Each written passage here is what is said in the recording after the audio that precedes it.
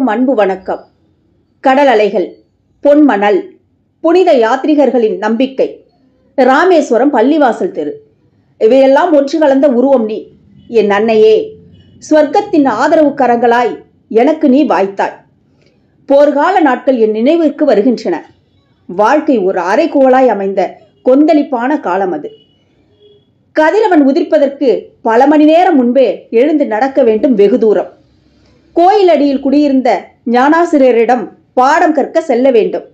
மீண்டும் அரபு பள்ளிக்கு பல மைல் தூரம். மணல் குன்றுகள் ஏறி இறங்கி புகைவண்டி நிலைய சாலைக்கு சென்று நாளிதழ் கட்டு எடுத்து வந்து அந்த கோயில் நகரத்து மக்களுக்கு விநியோகிக்க வேண்டும். அப்புறம்தான் பள்ளிக்கு செல்ல வேண்டும். இரவு படிக்க செல்லும் முன் மாலையில் அப்பாவுடன் வியாபாரம். இந்த சிறுவனின் வேதனைகளை எல்லாம் அன்னையே நீ அடக்கமான வலிமையால் மாற்றினாய். எல்லாம் வல்ல ஆண்டவனிடமிருந்து மட்டுமே தினசரி 5 முறை தொழுது நீ உன் பிள்ளைகளுக்கு வலிமை சேர்த்தாய்.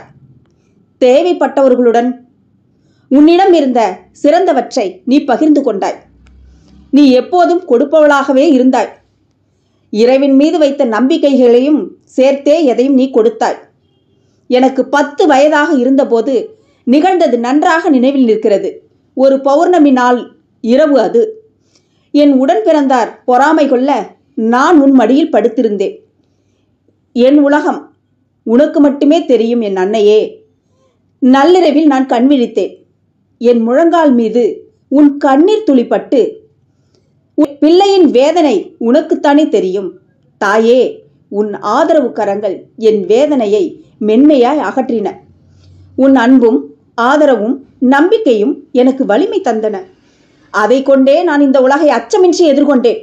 என் அன்னையே, நாம் மீண்டும் சந்திப்போம் அந்த மாபெரும் நியாய தீர்ப்பு நாளில். ஐயா APJ அப்துல் கலாமின் வலிமையான வரிகளோடு சந்திப்பதில் மிக்க மகிழ்ச்சி. உலகத்தமிழ் உறவுகளே, உங்கள் அனைவருக்கும் உயராய்வு மற்றும் வேல் அலைவரிசையின் மகிழ்வான வணக்கம். இந்நாளில் உலகத்தமிழ் மாணவர்களுக்காக அவரது கனவை போற்றும் வகையில் இதோ உங்களுக்காக அப்துல் கலாம் அரங்கம். வாருங்கள் மாணவர்களே, சிறப்பு விருந்தினரோடு நாம் கேட்டு மகிழலாம். நம்முடைய சிறப்பு விருந்தினர் செல்வமலர் செல்வராஜு. இவர் மலேசிய வாழ் தமிழர், புகழ்பெற்ற கல்வியாளர், வசீகரமான பேச்சுக்கு சொந்தக்காரர், சாதனையாளர், நல்ல சிந்தனையாளர், சிறந்த சமூக சேவகி, ஆளுமை திறன் கொண்டவர். இவர் கனவும் கலாமும் என்ற தலைப்பில் நமக்காக உரை நிகழ்த்துகிறார். இவரை பற்றி ஒரு மிக மகிழ்ச்சியான செய்தி. இவர் திருவாரூருக்கு சொந்தக்காரர். ஆம், இவருடைய கொள்ளு தாத்தாக்களின் பூர்வீகம் திருவாரூர். இந்த தகவலை அவர் சொல்லி சொல்லி மகிழ்ந்தார் என்பதை உங்களோடு பகிர்ந்து கொள்வதில் நானும் மகிழ்ச்சி அடைகிறேன். சிறப்பு விருந்தினர் செல்வமலர் செல்வராஜுக்கு என் நன்றி கலந்த வணக்கத்தை தெரிவித்துக் கொள்கின்றேன்.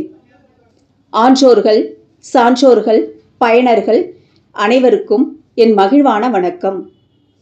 வாருங்கள் உலகத்தமிழ் மாணவர்களே, அன்பை போதிக்கலாம், ஆனந்தம் அடையலாம், இருளை போக்கலாம், ஈடில்லாமல் வாழலாம், உணர்வை மதிக்கலாம், ஊரோடு ஒத்து வாழலாம், எண்ணங்களால் உயரலாம், ஏறும் வரை வீறு கொண்டு வெற்றி நடை போடலாம், ஐம்பூதங்களை வணங்கலாம், ஒற்றுமையாய் வாழலாம், ஓடி ஓடி உழைக்கலாம், ஔவையாய் கவி ஏற்றலாம், ஆடலாம், பாடலாம், ஓடலாம், விளையாடலாம், பேரானந்தம் அடையலாம், கல்வியால் சாதிக்கலாம், கனவும் காணலாம், நினைத்தால் நனவாக்கலாம், வாழும் வரை கலாமாய் வாழலாம். என் அன்பு மாணவர்களே, வாருங்கள், நாம் தமிழால் இணையலாம். நன்றி, வணக்கம். நான் உங்கள் முனைவர் சே. அஜிதா. அனைவருக்கும் வணக்கம். கடமை புரிவார் இன்புறுவார் என்றும் பண்டை கதை பேணோம். கடமை அறிவோம், தொழிலறிவோம், கட்டென்பதனை வெட்டென்போம்.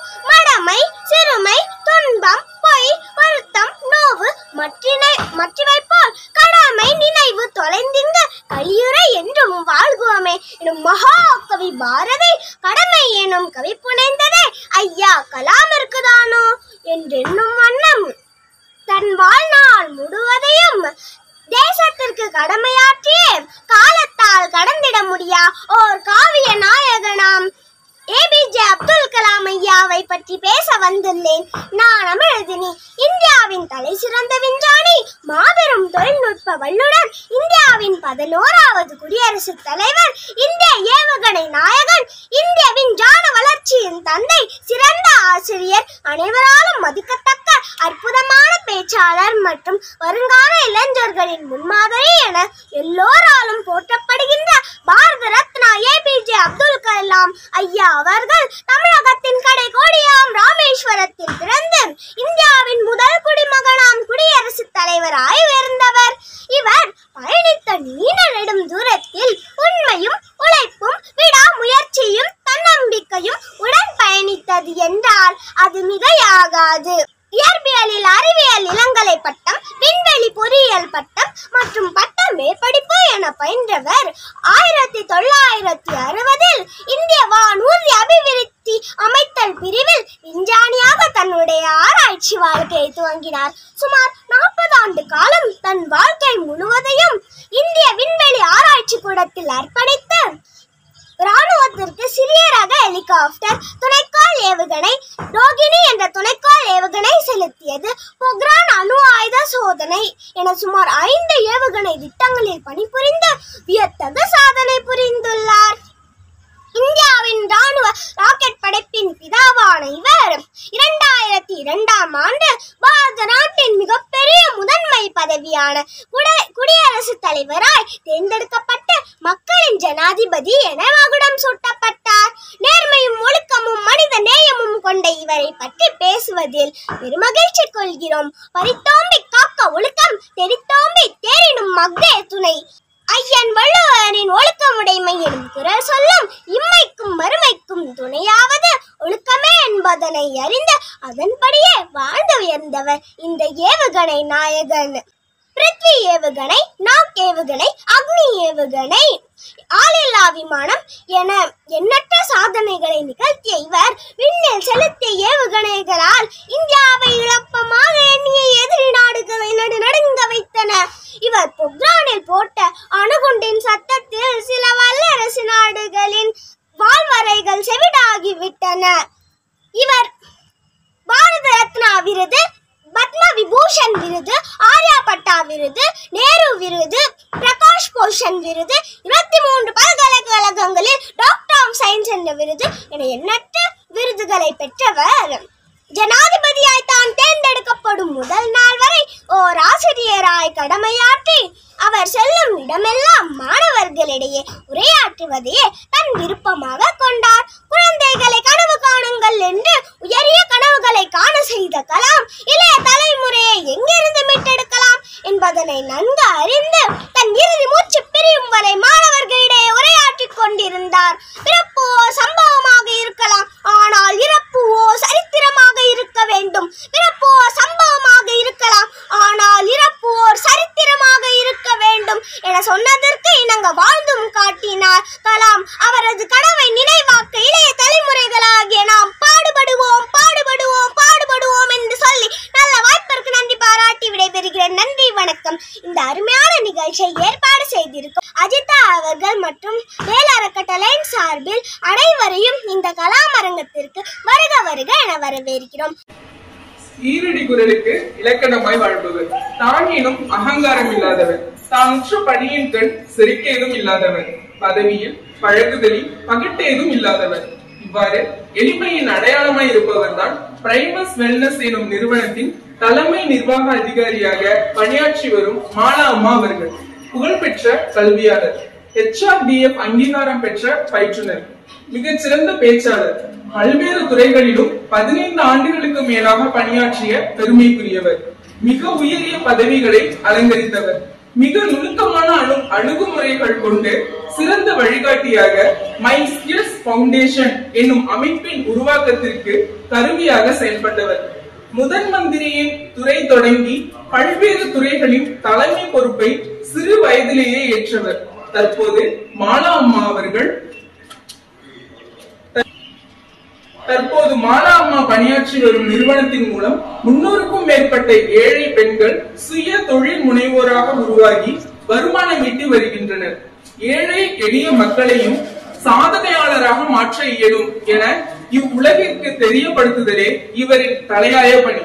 நேர்மறையான எண்ணங்களை தன் பேச்சினூடே விதைத்து செல்பவர். தனது தனித்துவமான ஆளுமை திறனாலும் சொல்லாடல்களாலும் நம்மையும் கவர்ந்தெழுக்க வரும் அம்மா மாலா அவர்களை வரவேற்று காணொலிக்கு செல்வோம், பாருங்கள்.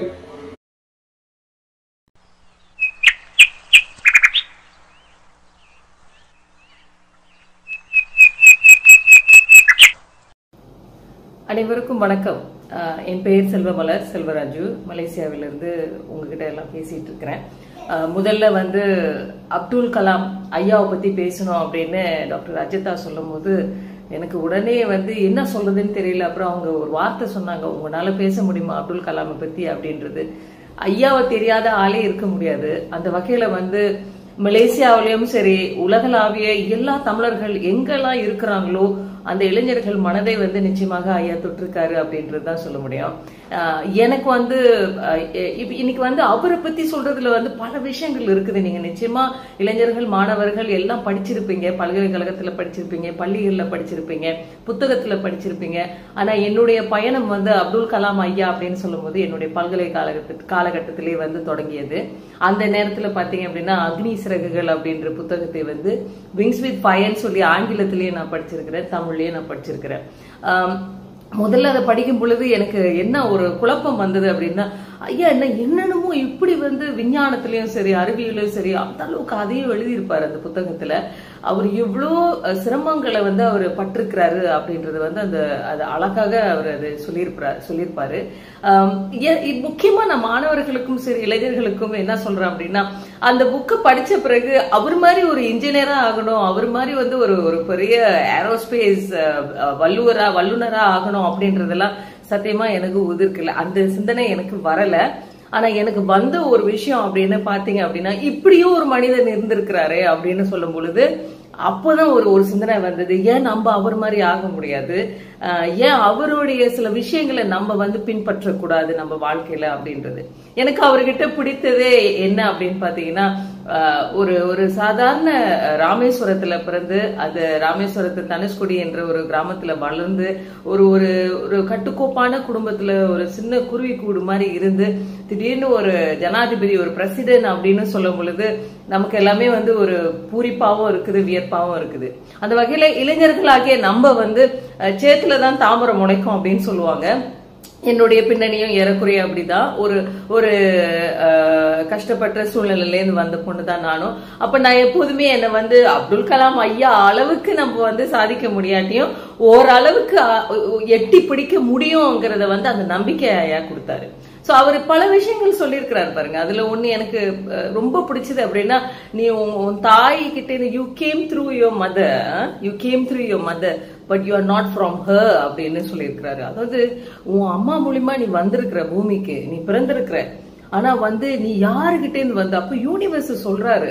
இவ்வளவு பெரிய ஸ்பிரிச்சுவல் மேனா இருப்பாரு இவரு. அதாவது யூ கேம் ஃப்ரம் ஹர் அப்படின்னா அவர் மதரை சொல்றாரு. எந்த மதரை? இயற்கை அன்னைய சொல்றாரு, பூமி அன்னைய சொல்றாரு. யூனிவர்ஸ்க்கு நீ திரும்பி என்ன கொடுக்க போற? அப்ப நீ ஒரு கட்டம் வரைக்கும் அம்மா நம்ம கூட பயணிப்பாங்க. ஆமா, நம்மள பெத்த தாய்.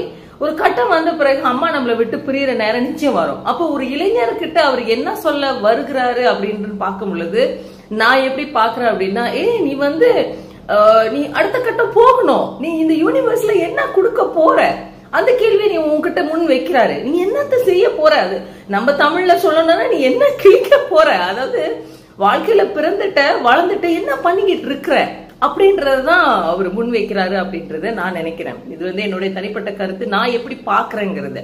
சோ அப்ப பிறந்தோம் வளர்ந்தோம் இறந்தோம் அப்படின்னு இல்லாம ஏதாவது சாதிக்கணும். இளைஞர்களுக்கு நான் ஒண்ணுதான் சொல்லுவேன், நீங்க பிறந்துட்டீங்க, நீங்க ஒரு இளைஞர்ன்றது அந்த ஃபேஸ் இருக்குல்ல, எரிக் எரிக்சன் சொல்றாரு பாருங்க, ஒரு பெரிய பர்சனாலிட்டி சைக்காலஜிஸ்ட். அந்த கட்டம், அந்த இளைஞர் என்ற கட்டத்தை நம்ம நகர்ந்து போகும் பொழுது அந்த நேரத்துலதான் நமக்கு பல பல விஷயங்கள் வரும். கெட்ட விஷயங்களும் வரும், நல்ல விஷயங்களும் வரும், சாதிக்கணும்னு வரும், வழி தவறி போறதுக்கான வாய்ப்புகளும் உண்டு.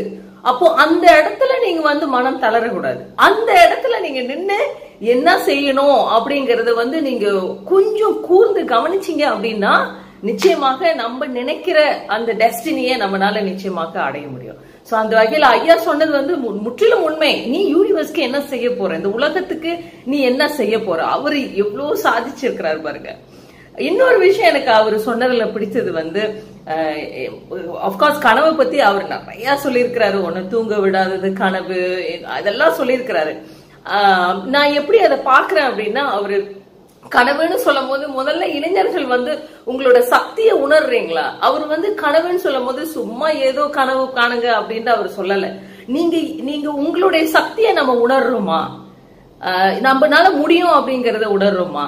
சோ இது வந்து நம்ம இந்த கேள்வி வந்து எல்லா இளைஞர்களும் நான் முதல் என்னுடைய சக்தியை உணர்ந்துட்டேனா, என்னால இது முடியும் அப்படிங்கறது நான் பண்ணிட்டேனா, அதை விட்டுட்டு 1008 குறைகள், இது சரியில்லை அது சரியில்லை, இந்த பெற்றோருக்கு பிறந்தது சரியில்லை, இந்த பள்ளி சரியில்லை, இது சரியில்லை, எப்போதுமே மற்றவர்களிடம் அந்த குறையை சொல்லிக் கொண்டே இருக்கிறதுனால நம்ம வந்து வாழ்க்கையில முன்னேற போறது இல்ல, ரைட்டுங்களா? ஏன்னா எப்போதுமே ஒரு விஷயம் இருக்குங்க, அதாவது என்ன அப்படின்னா, நம்ம வந்து நம்மள உணர்றோமாங்கிறது தான் முக்கியம். நம்மள சுத்தி இருக்கிறவங்க வந்து மாற மாட்டேங்கிறாங்களே அப்படின்றத வந்து புலம்புறதை விட்டுட்டு நம்ம வாழ்க்கையில முன்னேறதுக்கு நமக்கு என்ன தேவை? உங்களுக்கு அழகான கண்கள், மூக்கு, வாய், காதுகள் எல்லாம் கொடுத்திருக்கிறார் இறைவன். அதே சமயத்துல இதெல்லாம் இல்லாத மாற்றுத்திறனாளிகள், அதான் என்னுடைய ஒரு மருத்துவர் எங்கிட்ட பேசும்போது சொன்னார், மலர் செல்வமலர் அது மாற்றுத்திறனாளி இல்ல, மாற்றும் திறனாளிகள் அப்படின்னு சொல்லியிருக்கிறார். அதாவது ஒரு டிஃபரெண்ட்லி ஏபிள்டு, டிசேபிள்ல இருந்து மாறி டிஃபரெண்ட்லி ஏபிள்ட் பீப்புள் வந்து மாற்றும் திறனாளிகள். அவங்கனாலே வாழ்க்கையை மாற்றிக்கொள்ள முடியும் பொழுது எல்லாமே இருக்கிற இளைஞர்கள் நம்ம என்ன பண்ணிட்டு இருக்கோம், நீங்க என்ன பண்ணிட்டு இருக்கீங்க? சோ உங்களுக்கு மைண்ட்ல வர வேண்டியது வந்து, கலாம் ஐயா சொன்ன என்ன பண்ணிட்டு இருக்கீங்கப்பா, எல்லாரும் உருப்படியா கனவு காணுங்க. நினைக்கிறேன் அவர் கொஞ்சம் மாத்தி சொல்லி இருக்கணும். கனவு காணுங்களோட அவங்க என்னென்னமோ உலகத்துக்கு கனவு காண்டுட்டு இருக்கிறீங்க, உருப்படி இல்லாத கனவுகளையும் சில இளைஞர்கள் காண்றீங்க. நான் வந்து ஐயா மட்டும் உயிரோடு இருந்திருந்தாரு நான் சொல்லியிருப்பேன், ஐயா நீங்க சரியா போட்டிருக்கணும், உருப்படியான கனவு காணுங்கள், நல்ல கனவை காணுங்கள் அப்படின்ற ஒரு வார்த்தையை அவங்க விட்டுட்டாரு. அப்போ நீங்க வந்து இளைஞர்களாகிய நீங்க வந்து சரியான கனவு காண்றீங்களா அப்படின்ற கேள்வியை நான் இங்க முன்வைக்கிறேன். சரியான கனவை காண்றீங்களா, அதற்கான உழைப்பை போடுறீங்களா? அடுத்து அட்டாமிக் ஹேபிட்ஸ்னு ஒரு பவர்ஃபுல்லான ஒரு புத்தகம் இருக்கு, அதுக்கும் நான் ஐயாவையும் நான் கோர்க்க போறேன். அப்துல் கலாம் ஐயாவையும் கோர்க்க போறேன். ஒரு நாள் கூடங்க அவர் ஓஞ்சது இல்லை. எனக்கு அவர்கிட்ட இன்னொரு விஷயம் என்ன ரொம்ப பிடிச்சது, நிறைய பேர் சொல்லியிருக்க மாட்டாங்க, நான் நினைக்கிறேன் நான் தான் முதல் சொல்றேன், அவரு மாதிரி ஒரு இறப்பு வேணுங்கிறது எனக்கு ஒரு ஆசை. ஏன்னா எப்படிங்க ஒரு மனிதன் வந்து வாழ்ந்து கொண்டே இருக்கிறான், ஆனா அவனுக்கு இறப்பு கடைசி காலகட்டம் வரும் பொழுது அவர் வந்து அந்த பேச்சு உரைக்கு பேசிக்கிட்டே இருக்கும் பொழுது தடிக்க அப்படியே தொப்புன்னு உழுறாரு பாருங்க. அதாவது அவர் ஒரு கணம் கூட அவருடைய நடவடிக்கைகள், இந்த அவருடைய ஹேபிட்ஸ் பாருங்க, எந்திரிக்கிறாரு, காலையில எந்திரிக்கிறாரு, சரியான உணவுகளை சாப்பிடுறாரு, அதுக்கப்புறம் வெளியே போறாரு, கூட்டத்துக்கு போறாரு, தேவையான கூட்டத்துக்கு போறாரு, தேவையான விஷயங்களை பேசுறாரு, இளைஞர்களை சந்திக்கிறாரு, சின்ன பள்ளியா இருக்கட்டும், அரசு பள்ளியா இருக்கட்டும், இல்ல தனியார் பள்ளியா இருக்கட்டும், எல்லாத்துக்கும் போறாரு, எல்லாரையும் போய் பாக்குறாரு, நல்ல விஷயங்களை பேசுறாரு, திருக்குறளை படிக்கிறாரு. இந்த மாதிரி அவருடைய ஹேபிட்ஸ் பாருங்க, ஹேபிட்ஸ் வந்து அவ்வளவு பியூட்டிஃபுல்லா இருக்கு கலாம் ஐயாவுடையது. அப்புறம் இறுதியாக ஆஃப்கோர்ஸ் அதை பண்ணிக்கிட்டே இருக்கும் பொழுதுதான் அவருடைய கடைசி மூச்சு போகுது. அப்போ இதைத்தான் நம்ம பின்பற்றணும்னு சொல்றேன். நான் எப்போதுமே வந்து நிறைய வேலைகள்ல நிறைய விஷயங்கள், என்னோட ஹேபிட்ஸ் வந்து எவ்ரிடே நான் பண்ற விஷயங்கள்ல இளைஞர்களை பாக்குறது ஒண்ணு. ஒரு கலாமுடைய வழியிலேருந்து இதெல்லாம் நான் பண்றேன், ஏறக்குறைய அவர் பண்ற மாதிரி நானும் பண்றேன்னு வச்சுங்களேன். அவர் வந்து 5 லட்சம் இளைஞர்களை நான் சந்திக்க வேண்டும் அப்படின்றது வந்து அவருடைய ஆசை. அவர் நிச்சயமா அதை தொற்றுப்பாரு அப்படின்றத நினைக்கிறேன். ஆனா ஒரு மனிதனுக்கு வந்து 5 லட்சம் இளைஞர்களை சந்திக்கணும்ன்ற ஒரு ஆசை வந்திருக்கு ஒரு பிரசிடென்ட்டுக்கு. எந்த நாட்டுக்கு இங்க இருக்கும், அது வந்து இவர் வந்து ஒரு வித்தியாசமான ஆத்மார்த்தமான ஒரு மனிதனாக தான் நான் பார்க்கின்றேன். சோ அந்த வகையில வந்து நம்மளும் வந்து அந்த இளைஞர்கள் ஆகிய நம்ம என்ன செய்ய போறோம்ங்கிறது தான் ஒரு கேள்வி. நான் இப்ப இளைஞர் பருவத்தை தாண்டி போயிட்டேன் அப்படின்னு நினைக்கிறேன். ஆனா இருந்தாலும் அந்த இளைஞர்களை தொடர்றதுக்கான வாய்ப்பு இப்ப எனக்கு கிடைச்சிருக்குது. சோ அதனால உலகளாவிய உலக தமிழர்கள் இளைஞர்கள் இங்க பார்த்துட்டு இருக்கிறீங்க அந்த நிகழ்ச்சிய. 3 கேள்விகளை நான் இப்ப பேசிட்டேன். ஆனா 3 கேள்விகளை உங்களுக்கு முன் வைக்கிறது. முதல்ல நான் சொன்னது போல கனவு காண்றீங்க, என்ன கனவு காண்றீங்க, அது சரியான கனவா இல்லையா? சில பேர் சொல்லுவாங்க அவங்களுடைய கனவை நம்ம ஜட்ஜ் பண்றதுக்கு நம்ம யாரு அப்படின்னுவாங்க. சரிதான், அது ரைட்டு தான். ஆனா சில நேரங்கள்ல அந்த கனவு வந்து இப்ப ஒரு வீட்டுல போய் திருட போறா அப்படின்ற ஒரு கனவு வச்சிருந்தது கனவு தானுங்களே. சோ சரியான உருப்படியான கனவை நம்ம காண்றோமா இளைஞர்கள் அப்படின்றது உங்களுக்கு முன் வைக்கிறேன். இரண்டாவது வந்து நான் முதல்ல அவர் சொன்னது போல அவர் வந்து அந்த யூனிவர்ஸ்ன்னு சொல்றாரு பாருங்களேன். You came through your mother but you come from her அப்படின்னு சொல்லும் பொழுது சொல்றாரு, உனக்கு யாருமே இல்லாத போது இதுவும் வித்தியாசமா சொல்லியிருக்கிறாரு. உனக்கு யாருமே இல்லாத போது நீ மேல வானத்தை பாரு அப்படின்றாரு. வானத்துல நிறைய நட்சத்திரங்கள் இருக்கு, நிறைய பியூட்டிஃபுல்லான பிளானட்ஸ் இருக்கு. இதெல்லாம் உனக்கு வந்து கொடுக்கும், உறுதிமொழி கொடுக்கும், கூட பயணிக்கும் அப்படின்றது சொல்றாரு. இதெல்லாம் வந்து ஒரு பயங்கரமான ஆத்மார்த்தமான ஸ்பிரிச்சுவல் வேர்சஸ்ங்க. அவர் எந்த அளவுக்கு என்னங்க ராமேஸ்வரத்துல நடந்து போயிட்டு இருக்கும் பொழுது பள்ளிக்கு போற பயணத்துல கூட அங்க ஏதாவது ஒரு சத்தங்கள், கோயிலா இருக்கட்டும், மசூதியா இருக்கட்டும், அங்க ஓதுற எந்த ஸ்கிரிப்சர்ஸா இருந்தாலும் நின்னு கேட்டுட்டு போற மனுஷன் அவரு. அப்ப பாருங்க இவர் எப்படிப்பட்டவரா இருந்திருப்பாரு. அப்போ அவர் உள் வாங்குறாரு. அது எல்லாமே ஒரு பவர்ஃபுல்லான உனக்கு அது நிச்சயமாக உன் கூட பயணிக்கும் அப்படின்றத அவர் சொல்றாரு. சோ இன்றைய கால இளைஞர்கள் அதை நினைக்கிறோமா? யூனிவர்சலா என்னத்த நினைச்சுக்கிட்டு நம்ம போனோமா, பார்ட்டி பண்ணோமா, ஒரு நண்பர்கள் நம்மள சுத்தி ஒரு 10 நண்பர்கள் இருக்காங்க, அது இருக்காங்க அப்படின்றது போயிடும். சோ இது இரண்டாவது, இதையும் நீங்க கொஞ்சம் சிந்திக்க வேண்டும். யூனிவர்ஸ், அதாவது இந்த லோகத்துக்கு நான் என்ன கொடுக்க போறேன் திரும்பி அப்படிங்கிறது ஒரு கேள்வி. நீங்க வேஸ்ட் பண்ணிட்டு இருக்கீங்களா நேரத்தை அப்படின்றது இரண்டாவது கேள்வி. மூன்றாவது, நான் ஹேபிட்ஸ் சொன்னேன். ஐயா எப்படி வந்து ஒவ்வொரு நாளும் நல்ல ஹேபிட்ஸ், நல்ல நடவடிக்கைகள்ல ஈடுபட்டு நல்ல விஷயங்களை அவர் எவ்ரிடே ஒவ்வொரு நாளும் பாருங்க. கோல் இருக்கலாம், எல்லாரும் சொல்லுவாங்க வாழ்க்கையில ஒரு கோல் முக்கியங்க. நிறைய தன்முனை பேச்சாளர்கள் சொல்லுவாங்க வாழ்க்கையில இலக்கு என்ன, நோக்கம் என்னன்னு. நான் இல்ல, நான் என்ன சொல்றேன், நீங்க இலக்கு ஒரு புறம் இருந்தாலும் சில நேரங்களில் இலக்கு அழகா இருக்கும், இதுதான் இலக்கு அப்படின்றது அழகா இருக்கும், நோக்கம் அழகா இருக்கும். ஆனா நடவடிக்கைகள் இல்லை அப்படி என்றால், அடுத்த கட்ட நடவடிக்கைகள், ஹேபிட்ஸ் அது அங்க இல்லை என்றால் நிச்சயமாக அந்த இலக்கை, அந்த நீங்க போட்ட நோக்கத்தை நீங்க வந்து நிச்சயமா வந்து அடைய முடியாது. சோ அந்த வகையில ஹேபிட்ஸ் ஐயா அது கரெக்டா பின்பற்றிட்டு வந்தாரு. அந்த வகையில நீங்க நல்ல வெற்றியால ஒரு இளைஞரா ஆகணும் அப்படின்னு நினைக்கிறீங்க, ஆனா காலையில எந்திரிக்கிறதுக்கு கஷ்டப்படுறீங்க, அப்புறம் கஷ்டம். நான் நல்ல ஒரு மியூசிஷியனா ஆகணும், இசையில இறங்கி நான் ஒரு பெரிய இசை ஜாம்புவானா ஆகணும், ஆனா ஒரு கட்டத்துக்கு மேல பயிற்சி எடுத்து கொள்றது இல்ல. சோ இந்த மாதிரி நிறைய சொல்லிக்கிட்டே போகலாம். இதை அடையணும், அதை அடையணும், கோல்ஸ் அழகா இருக்கு, பியூட்டிஃபுல்லா இருக்கு, ஆனா அடுத்த கட்ட ஹேபிட்ஸ்ல ஒரு உங்களுக்கு வந்து ஒரு முட்டுக்கட்டை, உங்களால முன்னுக்கு நகர முடியல. அப்போ சிக்கல் எங்க இருக்கு அப்படின்னா, ஹேபிட்ஸ் நீங்க போக்கஸ் பண்ணணும். உங்களுடைய ஆக்ஷன் எவ்ரிடே என்ன செய்ய போறீங்க அப்படின்றது நீங்க போக்கஸ் பண்ணணும். சோ அந்த வகையில வந்து 3 விஷயங்கள் ஐயா அவரு சொன்ன வார்த்தைகளை எடுத்து அதை எப்படி இளைஞர்களுக்கு உங்களுக்கு அது பயனுள்ளதா இருக்கணும். எனக்கும் ஒவ்வொரு முறை இதை சொல்லும் போதும் எனக்கு நான் சொல்லிக்கிற மாதிரிதான் இருக்குது, இன்னும் உற்சாகமா இருக்குது. அவரை பத்தி பேசும் பொழுது அவருடைய இந்த விஷயங்களை உங்களுக்கு சமர்ப்பிக்கின்றதுல எனக்கு ரொம்ப சந்தோஷம். எனக்கு வந்து உங்களெல்லாம், அதுவும் வந்து உலக தமிழர்கள் இளைஞர்கள் அப்படின்னு சொல்லும் போது நிச்சயமாக நம்ம எல்லாம் ஒன்று கூட வேண்டும். எனக்கு இந்த டாக்டர் அஜிதா இது அவங்க வந்து இந்த மாதிரி ஒரு விஷயத்த நடத்துறது எனக்கு ரொம்ப சந்தோஷமா இருக்குது, என்ன மகிழ்ச்சியா இருக்குது. ஏன்னா மலேசியால இருக்கிற ஒரு குட்டி தமிழர்கள், நாங்க ஒரு சின்ன குரூப் தான், ஆனா எங்களையும் வந்து அவங்க வந்து மதிச்சு, சரி நீங்க ஒண்ணு சொல்லுங்கம்மா, நீங்க ஒண்ணு பேசுங்கம்மா அப்படின்னு சொல்லும் போது எனக்கு சந்தோஷமா இருக்குது. நாங்க நிறைய இளைஞர்களை வந்து உருமாற்றம் பண்ணிக்கிட்டு இருக்கிறோம் மலேசியாவில். அதுவும் கல்வியில விடுபட்ட மாணவர்கள், சவால் மிக்க மாணவர்கள், கஷ்டப்படுற குடும்பத்திலேருந்து வந்த மாணவர்கள், நாங்க வந்து அதெல்லாம் பண்ணிட்டு இருக்கோம். இதெல்லாம் வந்து நான் நினைக்கிற ஒரு ஆசீர்வாதம் தான் அப்படின்னு சொல்லணும். அந்த வகையில நிச்சயம் ஐயாலாம் இருந்திருந்தாரு அப்படின்னா எனக்கெல்லாம் நல்லா பக்காவா ஆசீர்வாதம் பண்ணியிருப்பாருன்ற நம்பிக்கை எனக்கு இருக்கு. சந்தோஷமா இருக்கிறோம், எனக்கு ரொம்ப பெருமையா இருக்கு. அதாவது ஐயாவுடைய ஆசைக்கு ஏற்ப நம்மளாம் ஏதோ ஒரு நம்ம நாட்டுல ஏதோ நாங்க செஞ்சிட்டு இருக்கோன்றதுல வந்து எனக்கு ரொம்ப சந்தோஷமா இருக்கு. அதே சமயத்துல வந்து தனித்து வாழும் தாய்மார்கள், கஷ்டப்படுற குடும்பங்கள், நிதியில போராடுகின்ற கஷ்டமாக இருக்கின்ற சில குடும்பங்கள் இருக்கிறாங்க பாருங்க. சோ அவங்களுக்கு எல்லாம் வந்து நாங்க உதவி செஞ்சிட்டு இருக்கோம். சோ இந்த அரசு சார்பற்ற நிறுவனத்திலையும் நம்ம வந்து பயணிச்சிட்டு இருக்கோம். அந்த வகையில வந்து இவங்க எல்லாரையும் நாங்க வந்து முன்னேற்றுவதற்கு எனக்கு பல பேர் வந்து ஒரு இன்ஸ்பிரேஷனா இருந்திருக்கிறாங்க, எப்படி இது வழி நடத்தி கொண்டு போகணும். அந்த பல்கலைக்கழகத்திலேயே எனக்கு அந்த சிந்தனை வந்தது என்றால் இந்த மாதிரி ஐயாவுடைய பயணங்கள், சுவாமி விவேகானந்தாவுடைய பயணங்கள், இந்த மாதிரி நிறைய சொல்லிக்கிட்டே போகலாம். நிறைய பேர் என்னை வந்து இன்ஸ்பயர் பண்ணியிருக்கிறாங்க. அது வந்து எப்படி நடக்கும்னு உங்களுக்கு தெரியாது தெரியுங்களா? ஆனா வந்து அது நடக்கும். அது இவங்களை பத்திலாம் நம்ம தெரிஞ்சிக்கும் பொழுது, இவங்களை பத்திலாம் நம்ம அறிஞ்சிக்கும் பொழுது உள்ளுக்குள்ளேயே வந்து உங்களுக்கு கான்சியஸ்லி அது வேணுமோ இது என்ன சொல்றாங்க அப்படின்னு இப்ப இன்னைக்கு நினைப்பீங்க.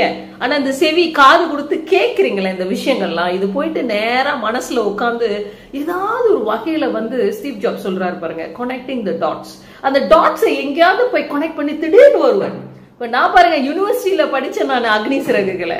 எத்தனை வருஷம், ஒரு 20 வருஷம் கடந்து திடீர்னு ஒருத்தவங்க கால் பண்ணி தமிழ்நாட்டுல இருந்து செல்வம் மலர் கலாமை பத்தி பேசுறீங்களா அப்படின்னு சொல்லும் போது இது என்னங்க, இது வேற என்னன்னு சொல்றது, இது அந்த யூனிவர்ஸோடைய ஒரு திருவிளையாடல் அப்படின்றது தான் நான் சொல்லுவேன். சோ அந்த வகையில இந்த வாய்ப்பளித்த டாக்டர் அஜிதா மற்றும் மற்ற மாணவர்கள், மற்ற நாடுகள்ல இருந்து 3-4 இளைஞர்கள் அவங்களுடைய படைப்பை கொடுக்க போறாங்க. வாழ்த்துக்கள். அதே சமயத்துல என்னுடைய இந்த சின்ன உரையை கேட்டுக்கொண்டு இருக்கின்ற எல்லா உலகளாவிய இளைஞர்கள், தமிழர்கள், தமிழ் இளைஞர்கள் அனைவருக்கும் என்னுடைய மனமார்ந்த வாழ்த்துக்கள். நீங்க வாழ்க்கையில இன்னும் சிறப்பாக இருக்க வேண்டும், தமிழர்கள் இன்னும் முன்னேற வேண்டும் அப்படிங்கிறது தான் என்னுடைய ஆசை. எந்த காரணத்திலும் உங்களுக்கு ஏதாவது ஒரு உதவி வேணும் அல்லது நம்ம ஒண்ணு கூடலாம், ஏதாவது செய்யலாம் செல்வமலர் அக்கா, என்ன அக்கானே நீங்க கூப்பிடலாம், அக்கா வாங்க அக்கா ஏதாவது பண்ணலாம், ஏதாவது ஒரு வேர்ல்ட் லெவல்ல இந்தியன் தமிழ் யூத்ஸ் ஒண்ணு கூடுவோம். அப்துல் கலாம் ஐயா அப்படிலாம் சொல்லியிருக்கிறாரு, நம்ம வந்து ஒண்ணு கூடுவோம், ஒரு 5 லட்சம் இளைஞர்கள் ஒண்ணு கூடுவோம், அதாவது ஏதாவது ஒரு கேதரிங்க ஏதாச்சும் ஒண்ணு பண்ணி கூட்டும் அப்படின்ற ஒரு ஆசை எனக்கு இருக்கின்றது தான். ஆனா இருந்தாலும் அதை வழி நடத்துவதற்கு நிச்சயமாக ஒரு பெரிய கூட்டணி நமக்கு தேவைப்படுகின்றது. அந்த வகையில இது வந்து ஒரு அடித்தளமாக இருக்கும் அப்படின்ற நம்பிக்கையில எல்லாருக்கும் மனமார்ந்த வாழ்த்துக்களை சொல்லி வாய்ப்பளித்த அம்மா டாக்டர் அஜிதா அவர்களுக்கும் நன்றி சொல்லி விடை பெற்றுக் கொள்கிறேன். நன்றி, வணக்கம். இந்த நிகழ்ச்சி உங்களுக்கு பிடிச்சிருக்குதானே? பிடிச்சிருந்துச்சுன்னா விரும்பவும், ரொம்ப பிடிச்சிருந்துச்சுன்னா பகிரவும், ரொம்ப பிடிச்சிருந்துச்சுன்னா கருத்து பெட்டியில்